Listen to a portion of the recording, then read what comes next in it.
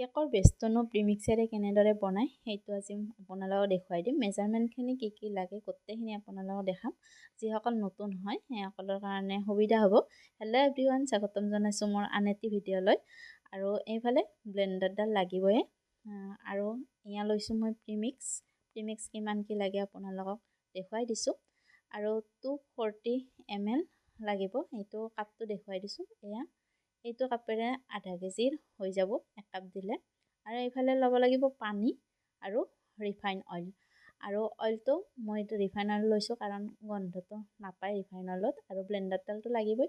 আৰু প্ৰিমিক্স এনেকৈ আনিছিলোঁ মই আধা কেজিত। আৰু এইফালে এইখিনি ব্লেণ্ডাৰেদি ফেটি লৈছোঁ গোটেইখিনি। আৰু এনেকুৱা হ'লে হৈ যাব। পানীখিনি গোটেই একেলগে নিদিব, অলপ অলপকৈ দি থাকিব। আৰু এইফালে মই কেক টিনটোত কি দিম সেইটো দেখাই দিছোঁ। এইফালে মই ৰিফাইন অইলে দিছোঁ অলপমান। আৰু বাটাৰ পেপাৰ নহ'লেও আপোনালোকে কেনেদৰে কৰিব সেইটো দেখুৱাই দিছোঁ। এইফালে লৈছোঁ মই আটা, আৰু আটাখিনি এনেদৰে ভালদৰে ছটিয়াই দিছোঁ গোটেইখিনি মই ভালদৰে এতিয়া লগাই লৈছোঁ।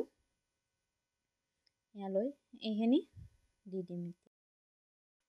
এইফালে মই আজি অভেনতে বনাই দেখুৱাইছোঁ আপোনালোকক। যদিহে বিচাৰে আপোনালোকে তেতিয়াহ'লে মই কুকাৰত গেছতো বনাই দেখুৱাম বাৰু পিছত। আৰু এইফালে মই অভেনৰ চুইচটো অন কৰিছোঁ। আৰু এইফালে 10 মিনিটৰ কাৰণে প্ৰিহিট হ'বলৈ দিছোঁ। আৰু কুকাৰত দিলেও তেনেকুৱা 10 মিনিটৰ কাৰণে গৰম হ'ব দিব লাগিব। আৰু এইফালে 10 মিনিটৰ কাৰণে ৰাখি দিছোঁ। আৰু এয়া তলৰ ৰড অন আৰু ফেনখন অন। আৰু 180 ডিগ্ৰীত লাগিব অভেনত দিলে। এইফালে 10 মিনিটৰ কাৰণে প্ৰিহিট হ'বলৈ দিছোঁ। আৰু এইফালে কেকৰ বাতিটো দি লৈছোঁ মই এইখিনি, আৰু বাবলছখিনি নোহোৱাৰ কাৰণে এনেদৰে দি লৈছোঁ। আৰু এয়া 10 মিনিট প্ৰিহিট হোৱাৰ পিছত এতিয়া 30 মিনিটৰ কাৰণে বেক হ'বলৈ দিম। আৰু এয়া 30 মিনিট মই টাইমাৰটো লগাই দিছোঁ। আৰু 180 ডিগ্ৰীত তলৰ ৰড অন, ফেনখন অন।